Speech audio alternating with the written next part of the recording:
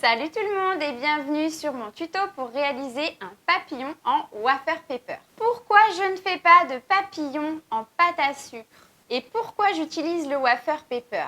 Je vais te donner dans cette vidéo tous les avantages du wafer paper et de réaliser un papillon et même bien d'autres choses encore, mais ça tu le verras dans d'autres vidéos, dans d'autres formations. Premier avantage de ce papillon en wafer paper, il est ultra léger.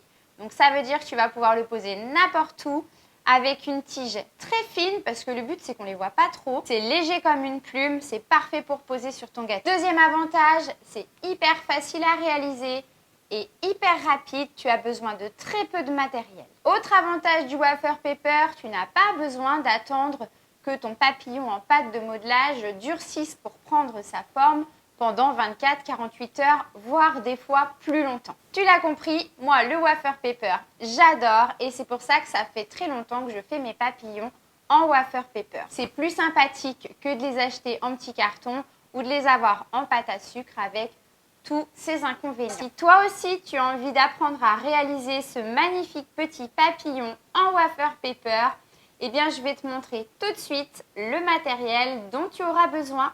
Première petite chose, tu vas devoir imprimer un papillon de ton choix. Tu peux varier les tailles, donc tu te l'imprimes sur du papier, sur une feuille A4 normale et tu le découpes autour en enlevant la tête et les antennes. Ça nous servira de patron. Tu vas avoir besoin d'une feuille de wafer paper.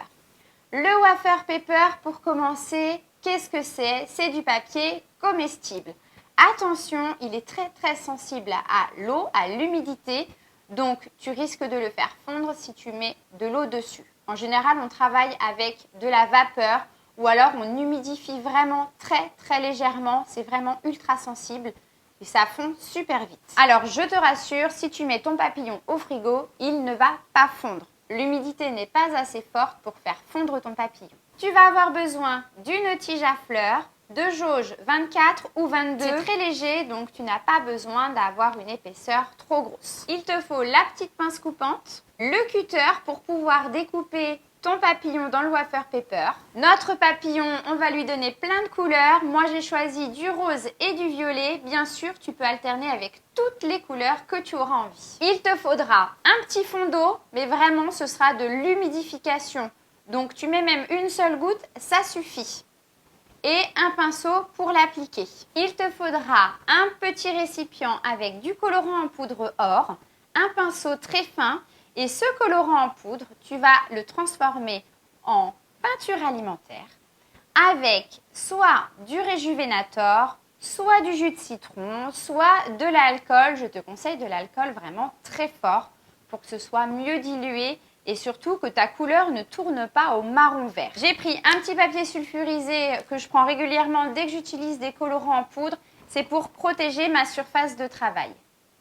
C'est parti, on a tout le matériel dont on a besoin. On va commencer.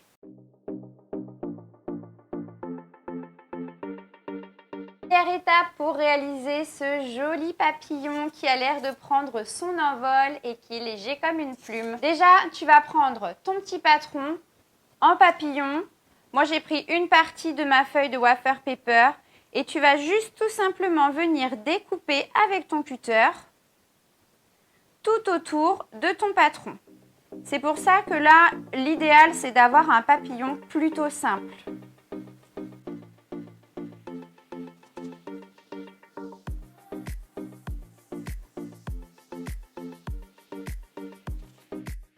On détache notre petit papillon en wafer paper. On a déjà la première partie. Une fois qu'on a fait ça, on va pouvoir tout de suite venir appliquer le colorant en poudre. Moi, j'ai choisi deux lustrants, un rose et un violet. Donc, je mets plus de rose. Je mets vraiment une toute petite touche de violet. Je vais appliquer le rose sur le devant. Alors, le devant, c'est la partie lisse. Vous avez une partie lisse ici. Et le derrière, ce sera votre partie granulée où vous avez des petits points. J'en mets vraiment des deux côtés.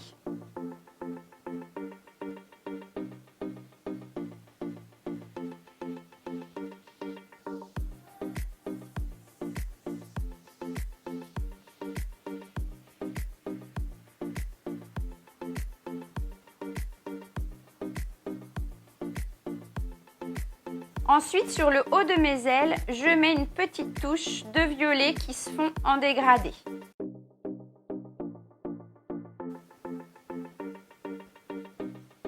Voilà le résultat, c'est déjà trop joli. Une fois que tu as fait ça, tu vas venir couper une partie de tige filetée, donc 10, 15, 20 cm, suivant la hauteur que tu auras besoin pour ton petit papillon. Et tu vas sur 1 cm ici, faire un pli. On marque un pli ici en angle droit. Je reprends ma feuille de wafer paper et je vais couper dans cette feuille un carré de 1 cm. On va prendre ensuite notre petit récipient d'eau et le papillon, je le retourne côté granulé ici. Ce petit carré, c'est pareil. Je vais passer, alors attention là, vraiment, il faut humidifier. Il ne faut pas que ce soit mouillé. C'est pour ça que j'ai vraiment mis, on ne le voit même pas, tellement j'ai mis vraiment une petite goutte. Donc, j'imbibe un tout petit peu mon pinceau. Vous pouvez même l'égoutter sur du sopalin si vous avez peur d'en mettre trop. Et je vais juste venir humidifier mon petit morceau de wafer paper. Et c'est ce qui va me permettre de tenir la tige avec le papillon. Je le pose ici et je mets mon petit wafer paper qui va venir se coller.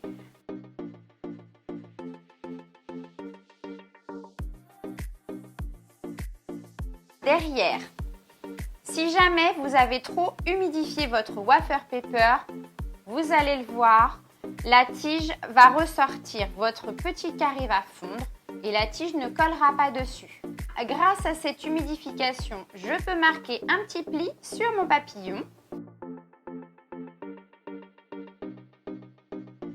Pour ma dernière étape, je mets du réjuvénateur. Alors moi j'utilise le réjuvénateur, mais vous pouvez utiliser un autre alcool fort ou du jus de citron. On va prendre un tout petit peu de notre peinture or et on va d'abord venir tracer ici le corps du papillon.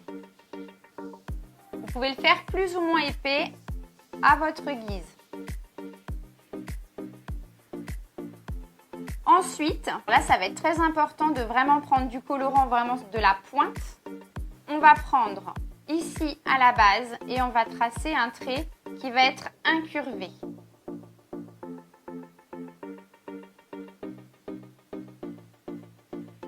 On va se mettre juste en dessous et on va en retracer un tout petit peu plus long. Alors après là, les petits traits, vous les faites comme vous en avez envie. Et ensuite, je vais me placer un peu plus bas et je vais faire un petit trait qui part vers le bas.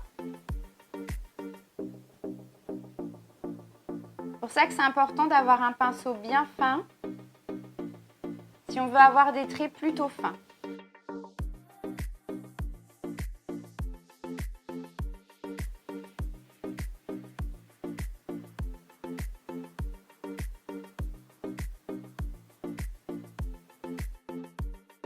On a deux traits qui partent incurvés vers le haut de chaque côté et un trait incurvé vers le bas. Et ensuite, délicatement, avec ici le bord, on ne va pas se servir de la pointe, on va prendre le côté du pinceau et on va pouvoir passer tout autour, sur tous les pourtours de mon papillon. Il faut vraiment que ce soit hyper fin.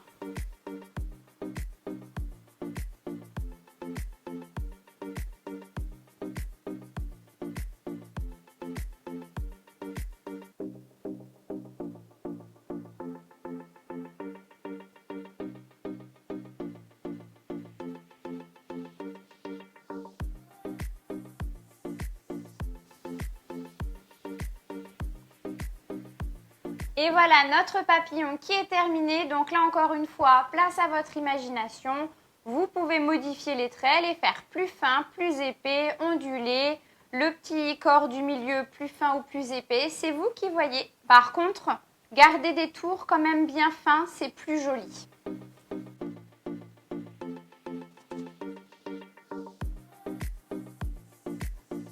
Et voilà nos petits papillons, j'espère que ce tuto vous aura plu. Donc là c'est vraiment rapide, ça nous aura pris 5 minutes. C'est rapide, c'est efficace, c'est léger. Vous avez zéro attente pour que votre papillon garde sa forme. Voilà, que des avantages. En plus c'est hyper fin comme un papillon. on n'a pas une épaisseur de 2-3 mm qui donne un résultat vraiment pas très naturel. Là, vraiment, ça vous fait des papillons super fins, super naturels, super légers. Enfin bref, que des avantages. Donc, dès que vous les aurez réalisés, surtout, envoyez-moi des photos. Et si vous voulez plus de tutos et d'astuces Wafer Paper, n'hésitez pas à me le dire. Et à bientôt pour un prochain tuto.